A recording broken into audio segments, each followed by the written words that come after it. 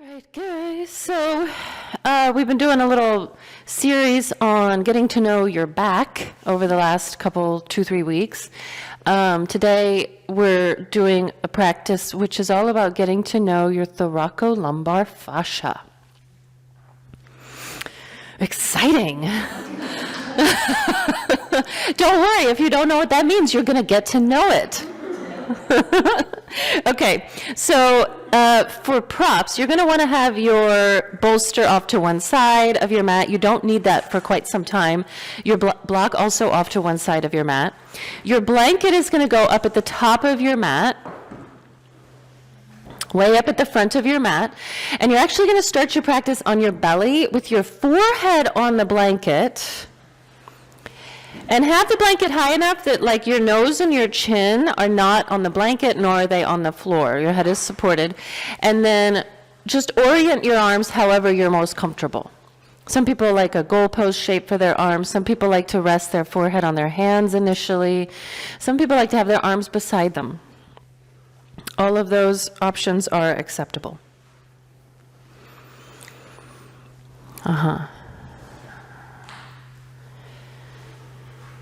And almost immediately upon coming into this position, you may notice that you're already in a little bit of a back bend. It's almost a little spinal extension, especially for those who aren't used to spinal extension. This might feel a little more intense.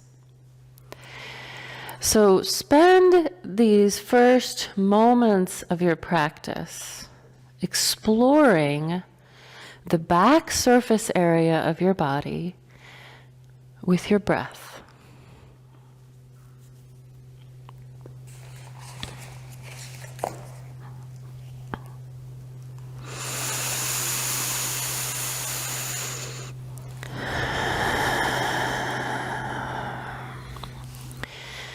You might like to try initially just a light touch of a breath. Just noticing what moves, how it moves, where it moves in the back body.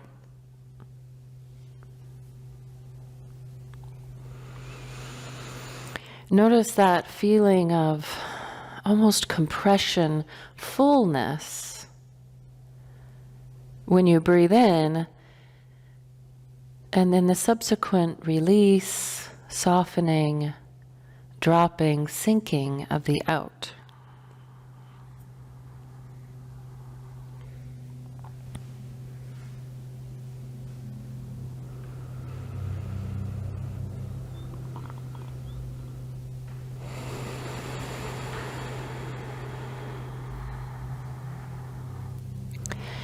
And then gradually begin to expand the breath, augment it a bit, so that when you breathe in, you may even feel a subtle feeling of stretch along the back body, especially in that lumbar region, so between your ribs and your pelvis. There may be subtle sensations of stretch, expansion.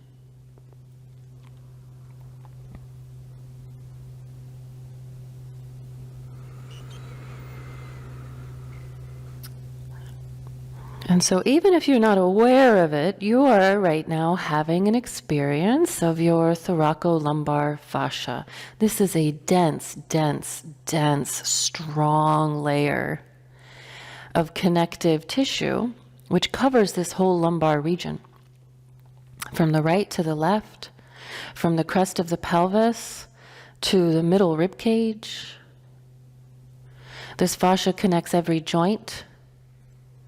It encases every single muscle, not just in the lumbar, but everywhere. But for now, just imagine this dense layer of supportive tissue. As you breathe it, experience it here, just for a couple more breaths.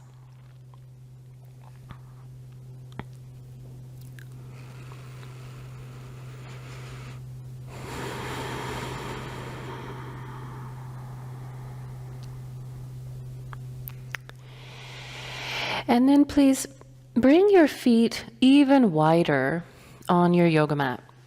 For some of you, your feet will be as wide as your mat. Some of you have really long legs and your feet will even be wider than your mat. It's up to you. And then bend the right knee so the toes are pointing up to the ceiling. Bend the right knee so the right toes are pointing up to the ceiling, and just gently begin to windshield wiper this single right leg side to side. And initially make your movement kind of small so that you can really work on making it easeful. I'm not really interested so much in range of motion right now. I'm interested in you developing a sense of ease in this side-to-side movement of your leg. And make the movement very elegant. That is a soft control. Yeah. And notice that even in this very small movement, you're probably experiencing some sensations in the right side of your lumbar region. That is in the Thoraco Lumbar Fascia and its associated muscles and joints. And as you begin to augment this movement, broaden this movement, you might find that your hips are rocking side to side. You might feel as if you're rolling toward the inner left thigh, right thigh, and then the outer right thigh. And divide the attention between executing the movement with ease and elegance and experiencing the right side of your lumbar. You might even like to incorporate your breath again.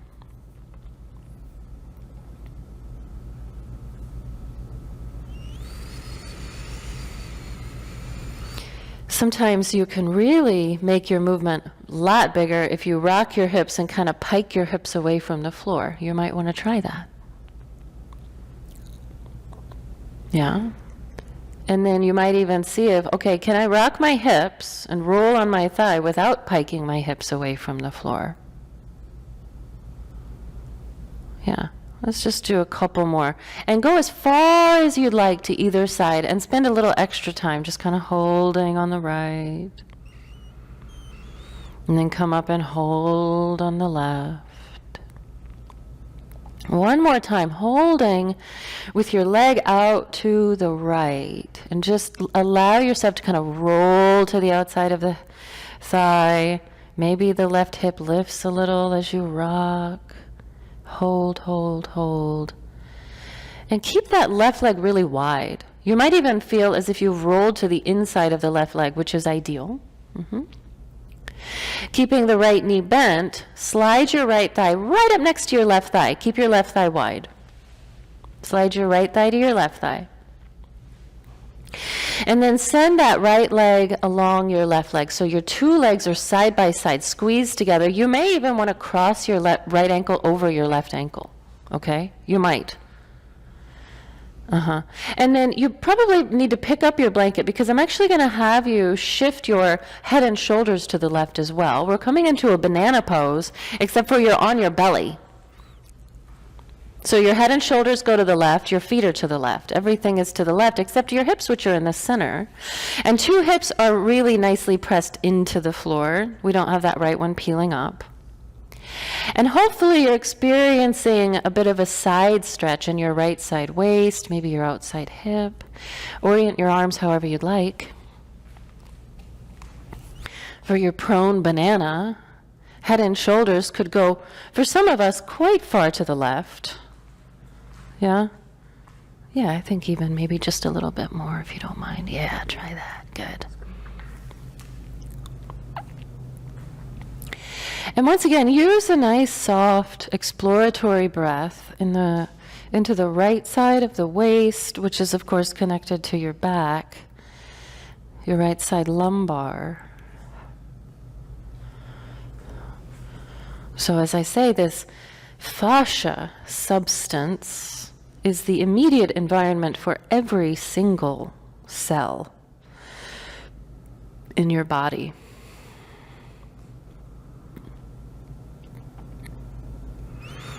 It encases each and every muscle. In fact, a muscle doesn't even do much unless it has fascia to pull on.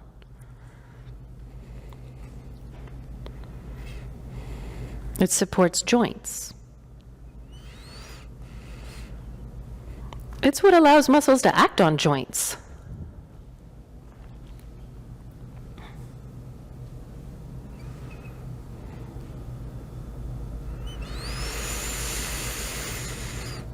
But for now, just breathe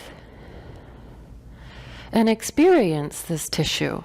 I think in this particular pose, it's quite overt, the experience of the thoraco lumbar fascia.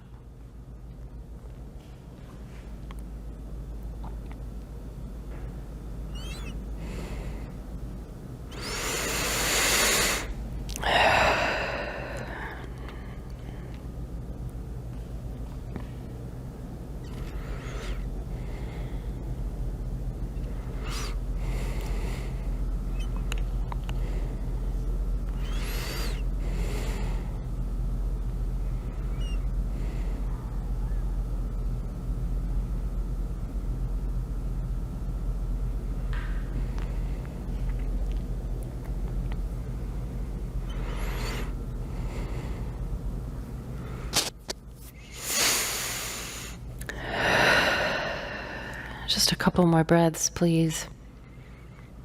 In your prone banana.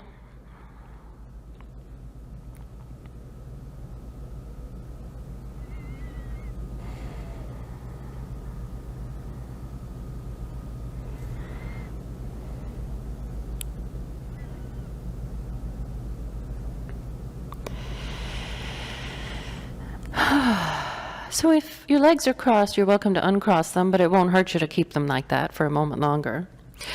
I'm going to have you push down either into your left elbow or your left palm, so you can lift up just enough to thread your right arm under you, so your right hand is reaching now to the left, and then roll onto your right side.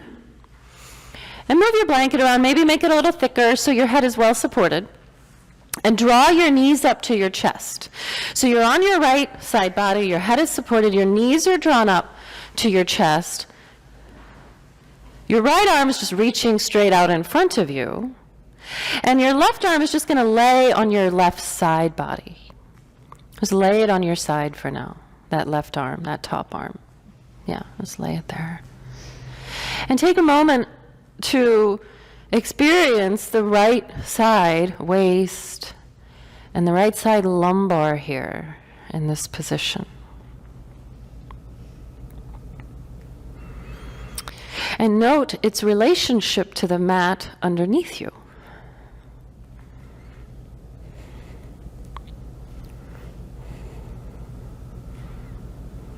And please notice as your right side body pushed down into the floor, or is it peeled up a little from the floor, somewhere in between?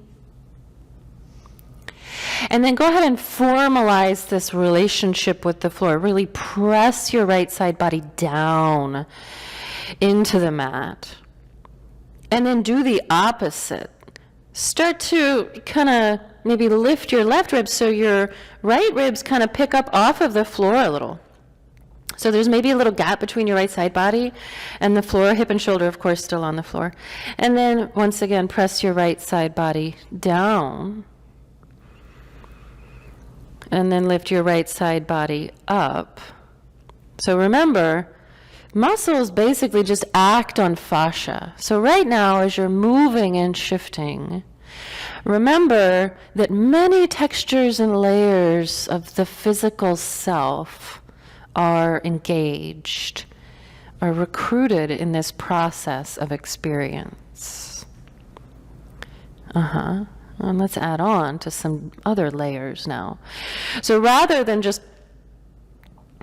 moving your right side body up and down off the floor, let's add the movement of the hip. So you might notice when your right side body has left the floor, your left hip moves away from your left armpit. Do you feel that? And when your right side body pushes into the floor, your left hip moves toward your armpit. Okay, so we'll kind of keep a little bit, maybe a third of your attention on your right side body, but really make it about your hip now. So left hip moves toward the armpit as much as you want. That kind of results in you smushing your right side body into the mat. And then your left hip moves away from your armpit, and you feel probably your right side body peel away from the mat. Do you feel that? So we're going to be seeing lots of gaps away from the floor and then pushing down into the floor.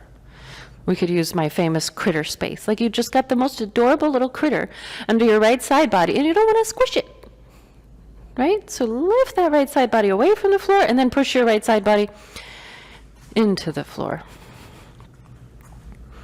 Is it okay if we do this?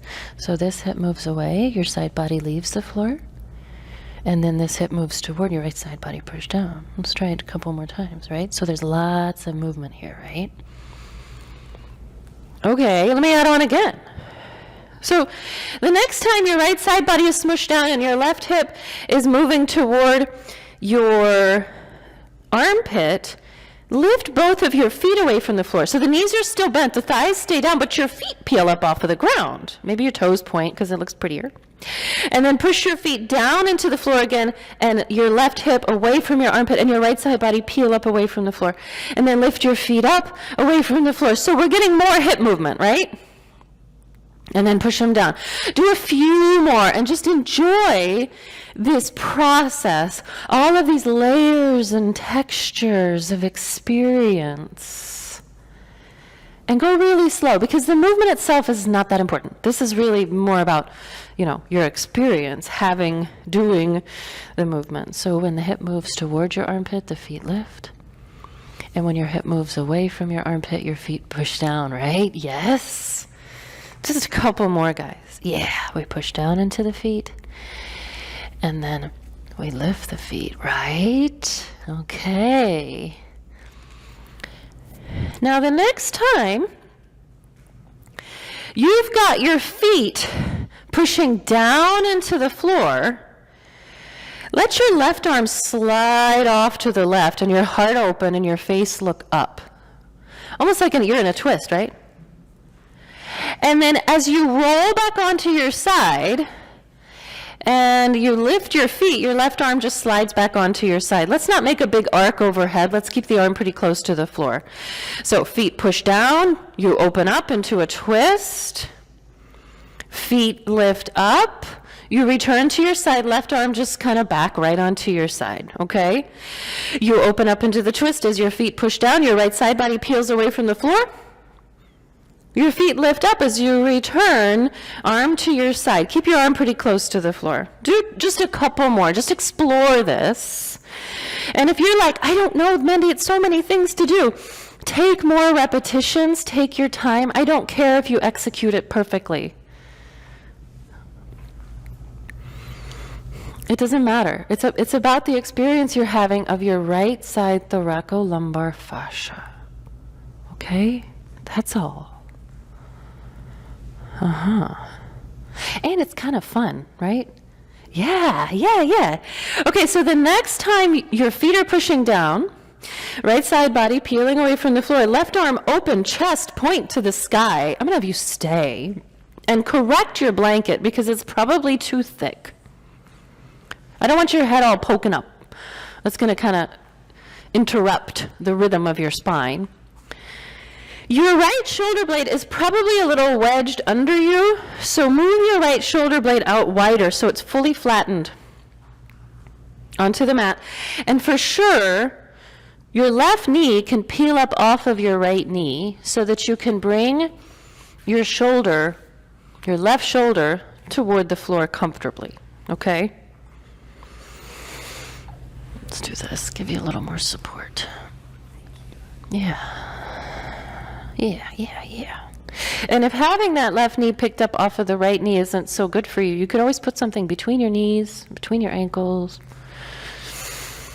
I always like a little more of a pike position because here what you have is a back bend, right? But if we bring the knees up a little closer, now we have more of a twist. Do you feel that? Okay. Is that okay? Yep. Those pants are so soft. Let's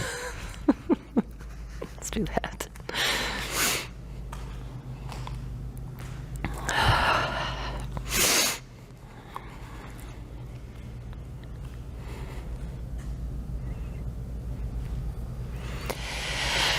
So if you listen to popular culture, fascia is only good for one thing, and that's for being released or blasted or somehow changed or altered, right? That's all we hear. If you have pain, it's because your fascia needs to be somehow broken up and placed into a blender, and right? You know, it's like we have a very antagonistic relationship with this fascia. And especially if we've had back pain, maybe we've heard some things that are not very factual about this tissue. So I'm hoping to help you develop a little more friendliness toward your thoraco lumbar fascia.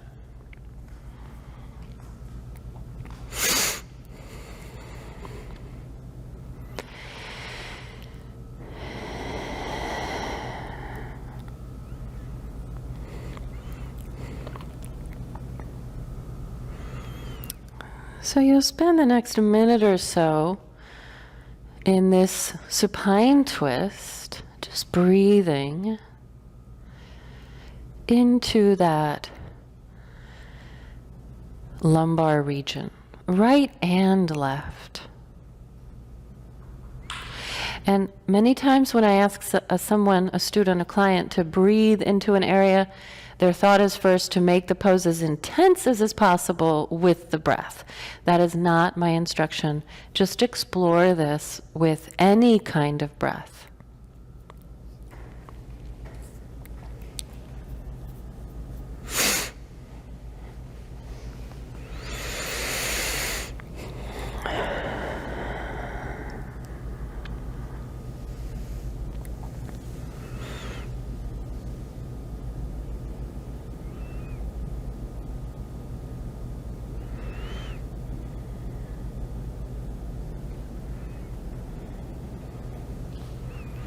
Let's just take one more breath now in the supine twist.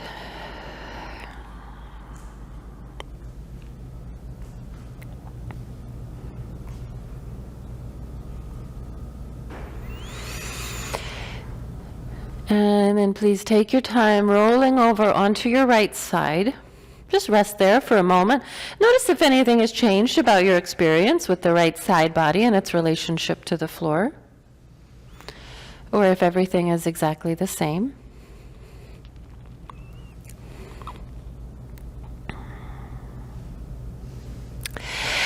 And then I'm going to have you actually roll into your hands and come up to all fours. Come up to an all fours position. And even as you're still arriving into your tabletop, I'd like for you to begin a little cow and cat. Little cow and cat. And you've done cow and cat millions of times, right?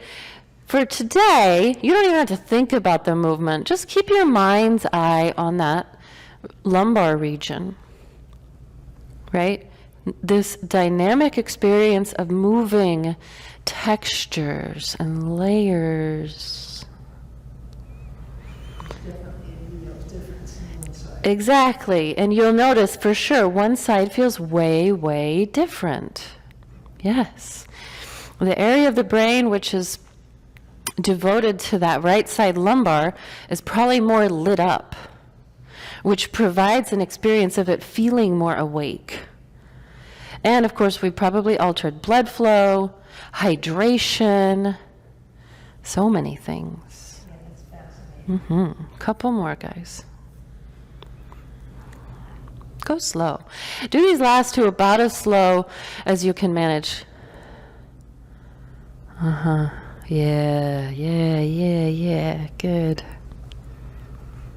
Beautiful. And then back to what feels like neutral to you. And onto your belly again.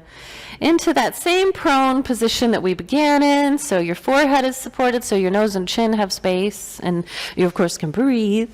Yeah. And again, you probably noticed that there's a different experience that you're having on the right versus the left. And there's a different experience on the right than there was the first time you were here.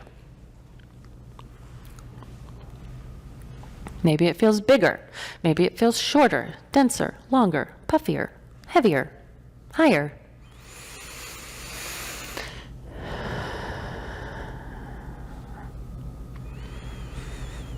Use your breath to explore.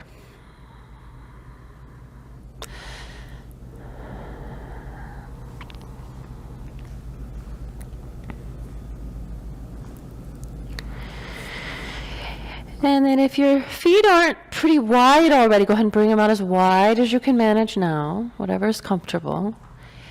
And bend your left knee. And so slowly begin to windshield wiper side to side this left leg. And keep it wide. Keep it pretty wide. So your knee is probably going to be pretty close to the edge of your mat, depending on your height. And initially you're going slow because I want you to see how little can I move and still feel something on the left side of my lumbar. What's the least amount I could do?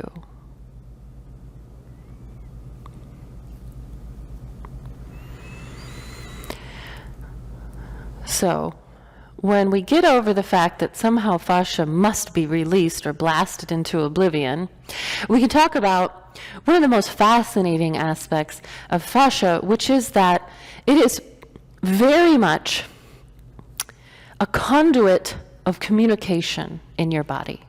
And maybe no area more so than your thoraco lumbar. So as you're feeling your thigh roll side to side, you're feeling movement in the left side of your back. Think of this as communication from one region of your body to another. And as you begin to augment your movement and make the movements bigger, make it less about range of motion and more about what is being said, what is being communicated from my hip to my shoulder to my neck through this dense layer of communication conduit in the back.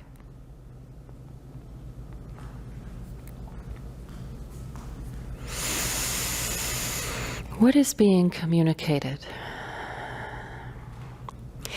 If I change my breath, does that change the message? What if I change my attitude? Right? So if you try on an attitude of range of motion, it's yoga, stretch, right? Try that for a little bit and see what is communicated. And then maybe you try an attitude of softness, peace.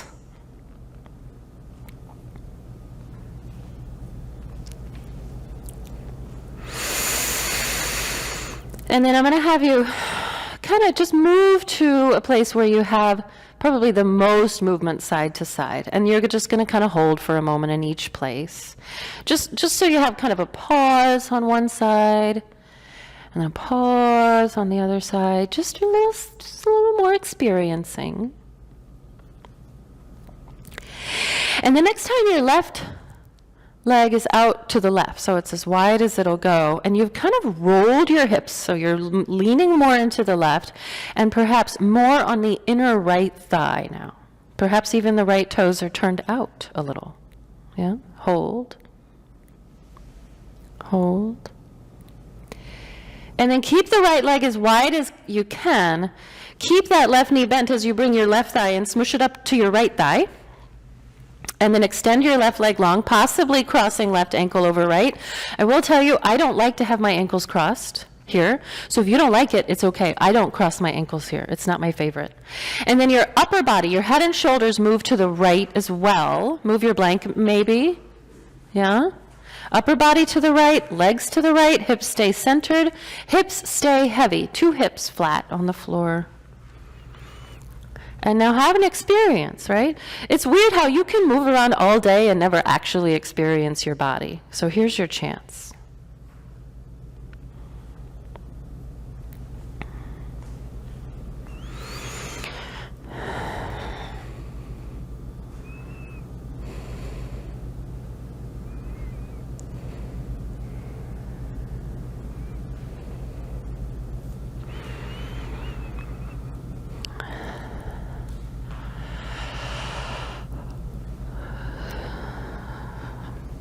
So this fascia in the thoracolumbar region is kind of special. It's kind of special. It has an unbelievable amount of innervation. And so, like the nerves that send messages to and from your muscles, for example, those are typically myelinated. Those are very large diameter nerves. They send messages really, really fast. But the kind of nerves that we see in the lumbar are unmyelinated, small diameter C fiber nerves, which are associated with the autonomic nervous system. So basically, they're keeping track all day, every day, sending a steady stream of information to your brain all the time. Right now, sending information about the position of your back, your hip, your shoulder, about oxygenation, hydration.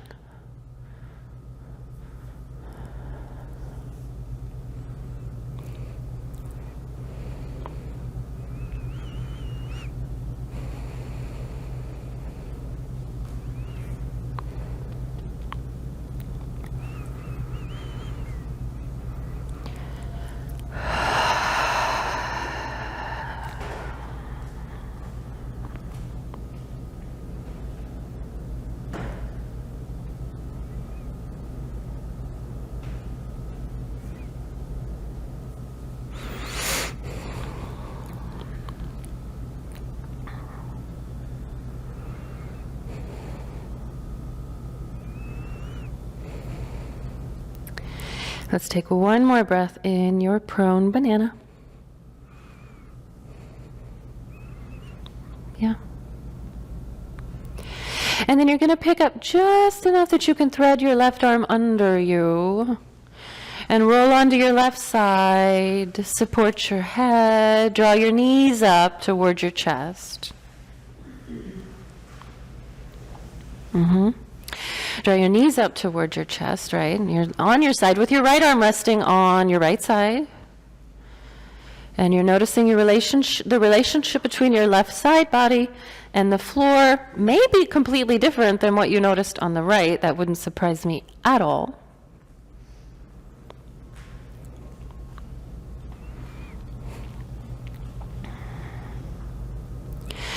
And then start to tinker with the relationship between the left side body and the floor, picking your ribs up, feeling your right hip move away from your right armpit, and then pushing your left ribs down, feeling your right hip move towards your right armpit. And at first, maybe just a little bit of movement, like how little can you move and feel this like ripple effect of information from the left side of your lumbar, your shoulder, your hip. And then gradually begin to augment, taking that same sort of step-by-step process that we've already established, using the hip now. Yeah, using the hip. And when you're ready, use the feet. Remember, when you're pushing your side body down, your feet lift. I think this would be better if we were here, yeah. And it's not so forward, right? So when your left side body pushes down, your feet are lifting. And when your left side body is peeling up, ribs lifting, hip moving away from the armpit, your feet are pushing into the floor. How harmonious can you make these movements?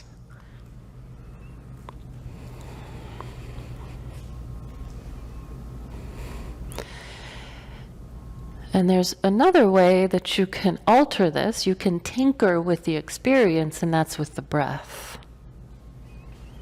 Right? There's no one way, one perfect way to breathe here. Try a few different options.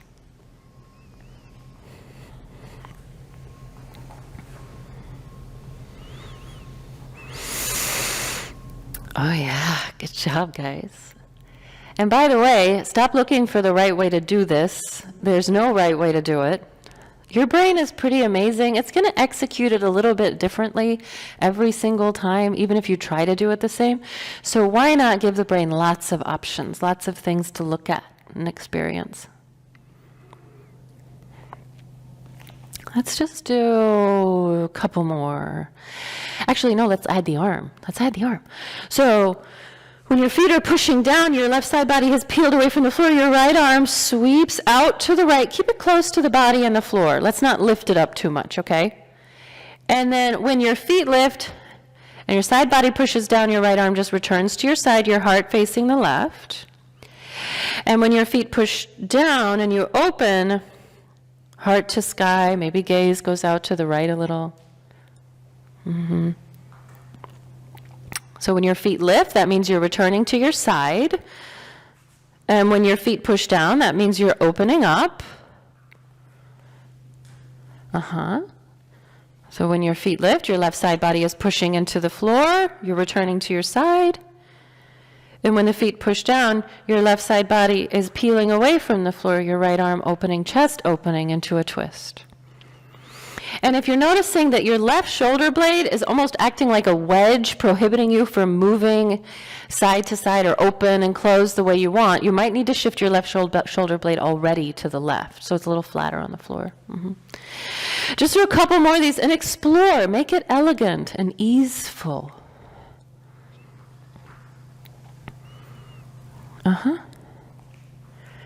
And of course, notice the thoracolumbar region.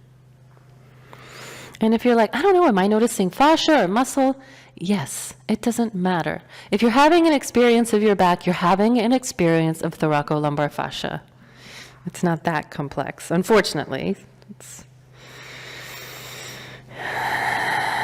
And one of these times, when you're ready, I don't want to rush you, but when you're ready, you're just going to open up and you're going to stay, and you're going to put that twist together. Meaning the left shoulder blade is for sure going to have to shift a little to the left. Your blanket is going to be probably too thick. You're going to have to make it a little thinner.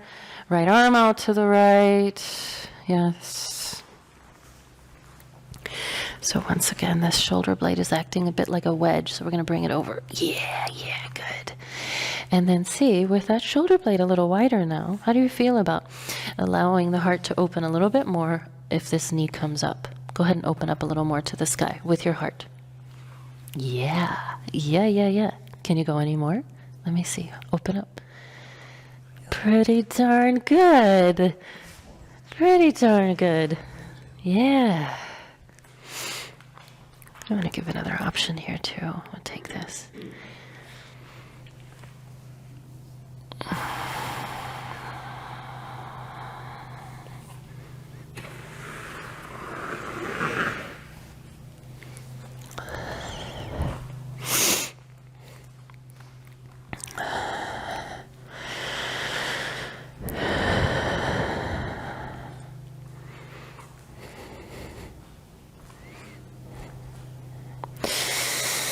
So a little known fact about fascia, we usually think of the muscles as the layer, the texture of us which moves things, but actually your fascia has a little bit of contractile ability.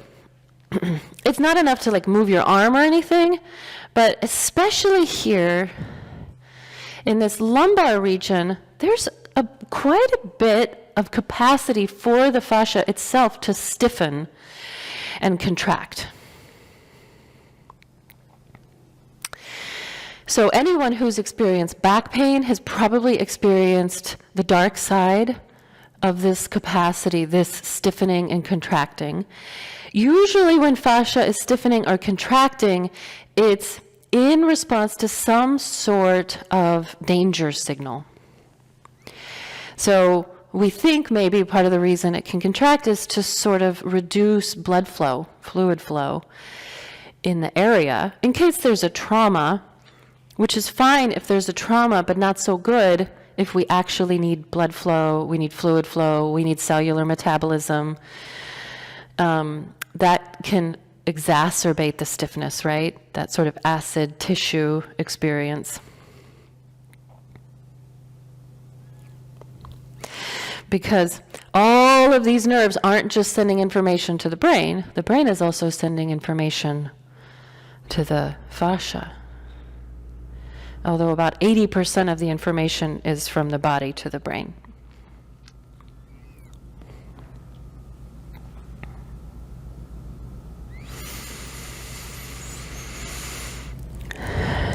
So this tissue has a little bit of independence.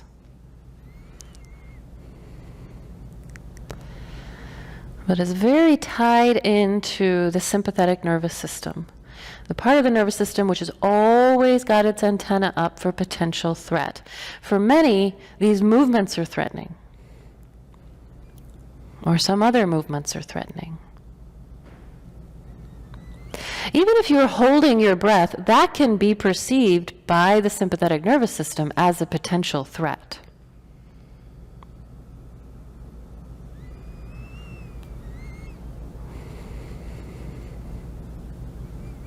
So keep the breath nice and soft here, just for a few more breaths. Allowing your attention to just roam over this area.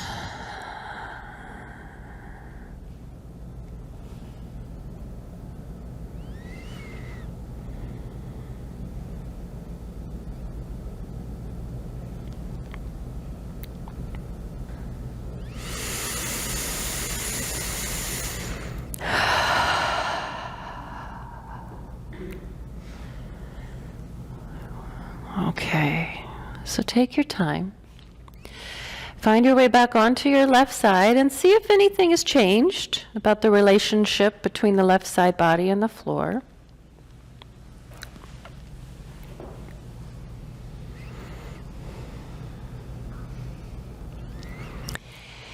And then nice and easy, roll into your hands. Come once again to your all fours, your tabletop.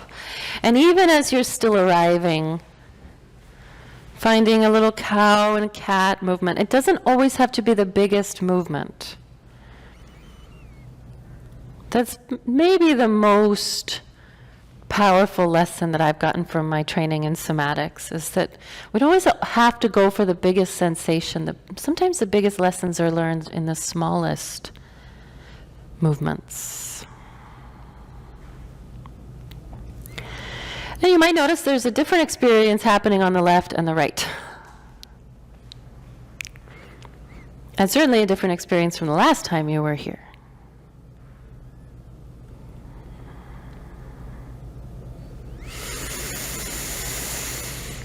Let's just take a couple more. Go as slowly as you can, because it's not about the movement, it's about the experience you have in the movement.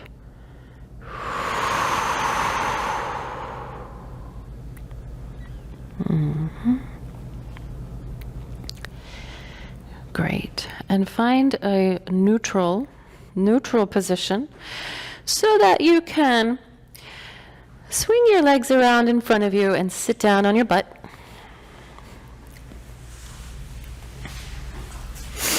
And from here, your blanket is going to move all the way to the back of your mat, just off of the back of your mat. It's not even on there, just off.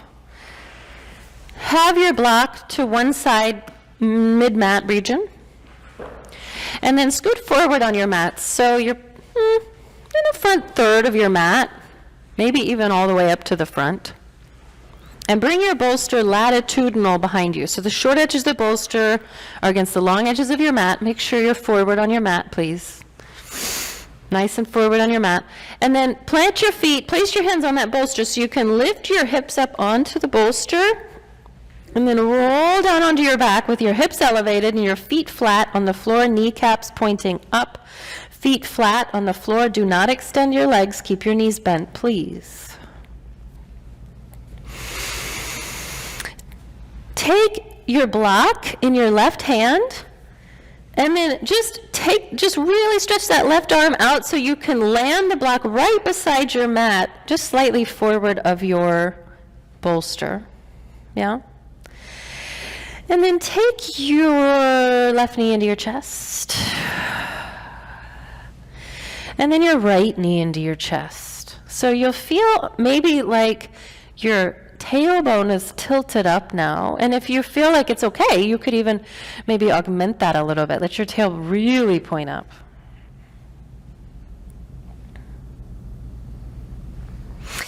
And then use your hands to help you tilt your knees and your hips to the right a little bit.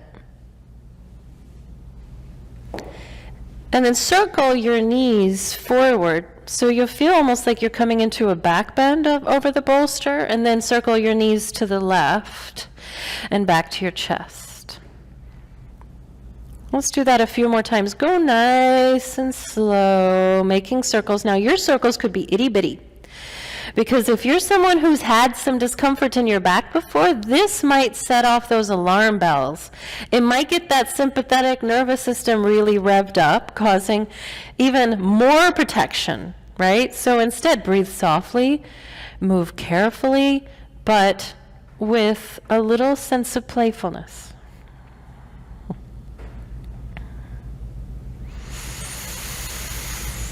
Just a few more circles, please. Having a very interesting experience of the thoraco lumbar fascia, in my opinion. I love this movement. It's a nice massage. Yeah, it's pretty cool stuff. And then the next time your feet are moving toward the floor, I'm actually going to have you plant them onto the floor. It could be one at a time or together. It's your choice. Push down into both feet. Lift your hips and shift your hips way to the right, so your right butt cheek is almost even off of the bolster, okay? And then 2 knees back up into your chest. Send your left arm straight out to the left so that you can roll onto that left hip, bringing your ankle to the block that you've preset, your left ankle. Once again, in a supine twist, heart faces the sky, arms reach out to the sides. Right knee, probably not on the left knee, but maybe. Oh, some of you are. Yeah, my knee doesn't come down wrong. Okay, you guys are fancy. Ah, yeah, good. And notice the experience of the left side of your lumbar.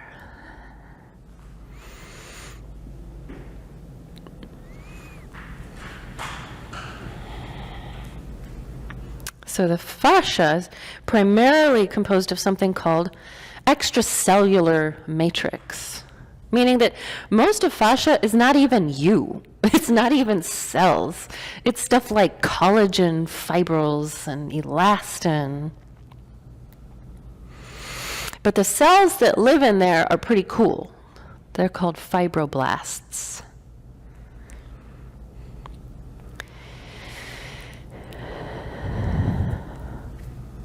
The cool thing about this extracellular matrix is that it allows for cellular communication independent of the nervous system, any part of the nervous system.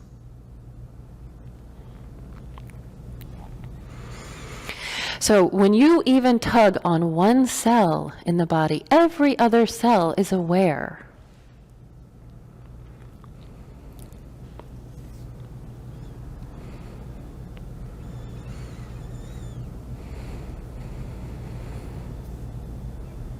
So what is being communicated? You feel a pull from here, a compression there, some torsion or twist, some shear. Just spend some time, just enjoy this conversation.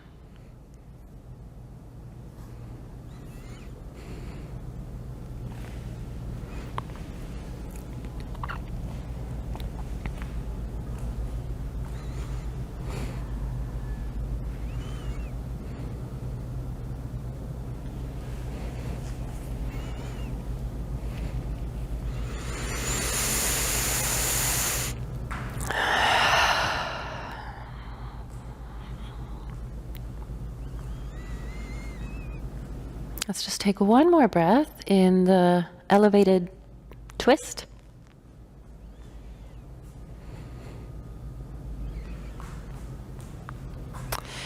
And then search for the floor with your toes, returning to your back, bringing your feet flat, shifting your hips to the center of the bolster. Many of you got too far back on your bolster. You'll need to bring your butt forward a little.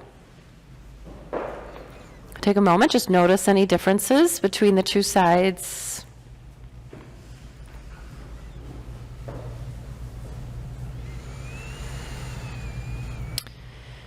And then take that block to the right now. Now you know where it's placed, right? It goes just beside your mat, a little forward of your bolster, a little forward of your bolster. And then draw your knees one at a time into your chest.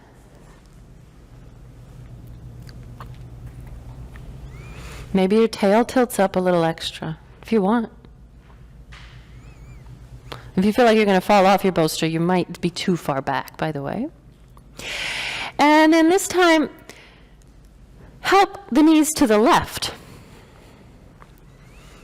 And then help them circle forward toward the front of the room, and then to the right, and then back to your chest. And just enjoy this experience. It is just a cacophony of conversations occurring in the body. Most of these conversations are just completely beyond your awareness. Precognitive, we call it. But today, you're a part of the conversation. And if you don't even want to use your hands, some of you don't want to use your hands anymore. You want to bring your arms out to the side so you can have more range of motion, huge circles. For those of you who are familiar with the pelvic clock, you might even bring that into your consideration of this movement.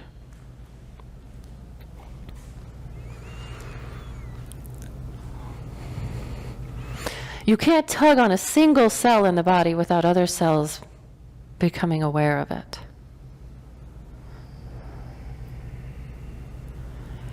This collagen fibril network in the extracellular matrix provides that level of communication, like a web.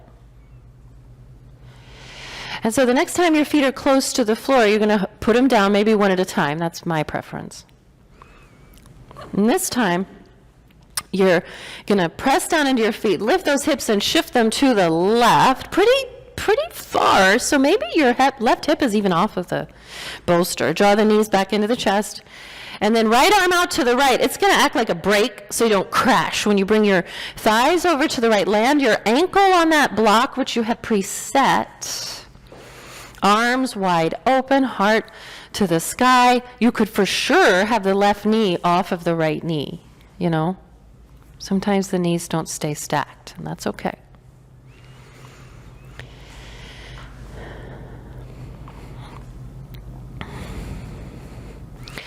So knowing what you know about the thoraco lumbar fascia, how sensitive it is to your movements, to your breath, to your intention, does it seem like a good idea to blast it? Is pushing on it and pulling on it and yanking on it going to release it? Or will the consequence be more protection?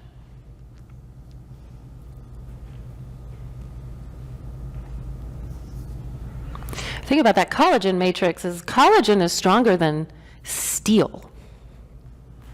If it were any stronger, you'd be bulletproof. So there's really no way you can foam roll it or fascia blast it or myofascial release, lacrosse ball. That's not going to make, that collagen doesn't care about your myofascial release. It's just going to keep doing what it does, which is supporting you, maintaining you.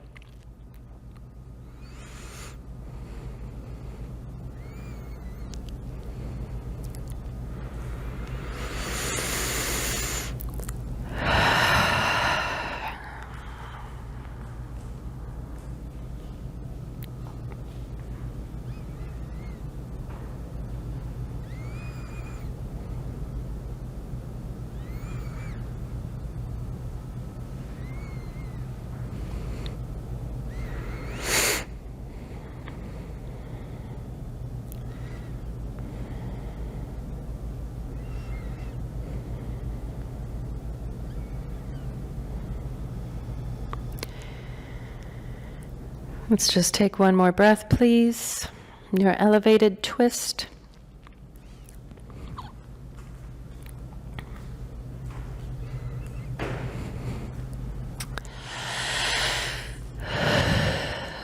Search for the floor with your toes. Return to your back, center your hips.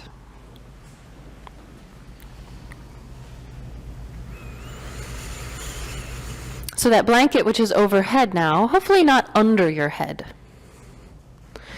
Reach your arms back to the back of the mat so that they're under that blanket. So your arms are resting under the warmth and weight of the blanket. And you could just stay here if you'd like.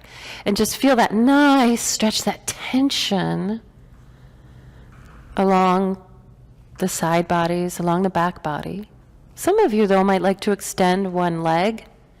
Some of you will be comfortable extending both legs.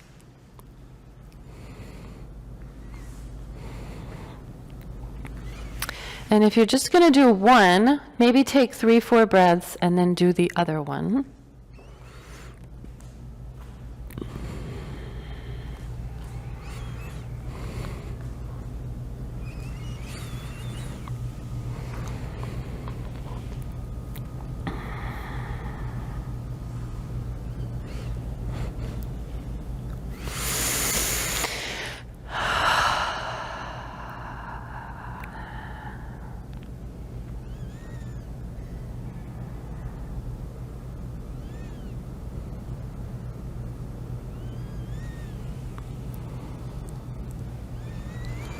I'll just take a couple more breaths now.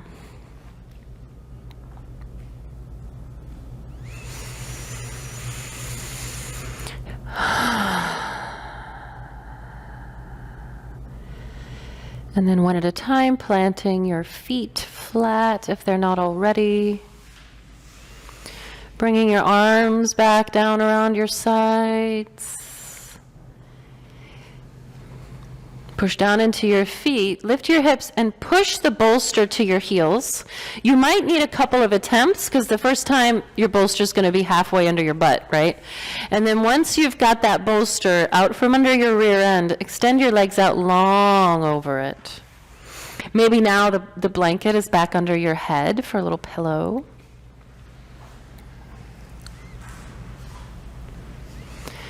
And in this orientation, notice any differences between the right and the left. You don't need to correct it. Your body's pretty smart. It knows how to support your movement and your habits. It's got you.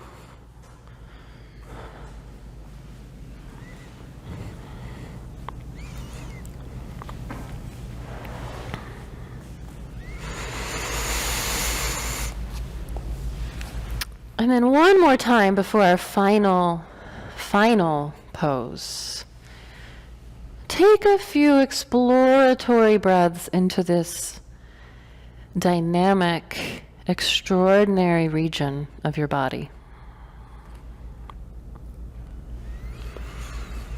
The lumbar is really the first step in being human. Our lumbar is so unique, so special.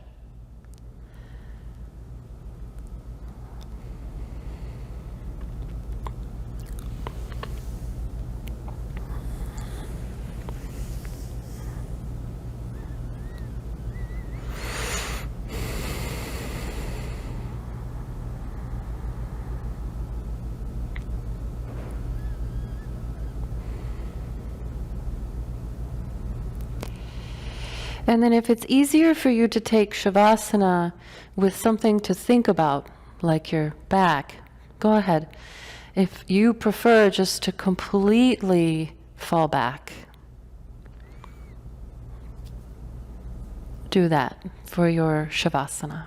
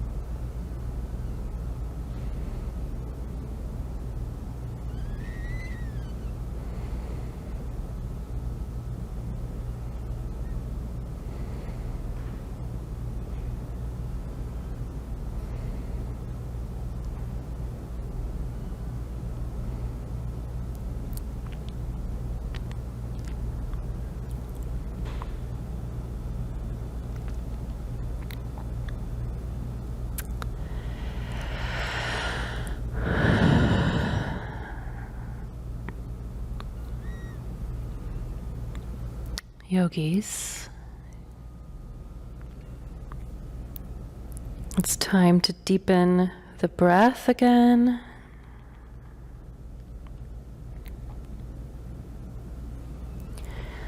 Time to restore movement. Find your way onto the side of your choice.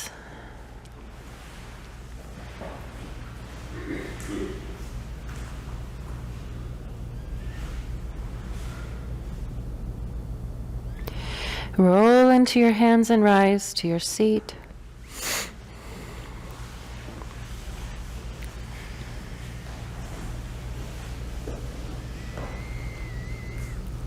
And press your palms together in front of your heart.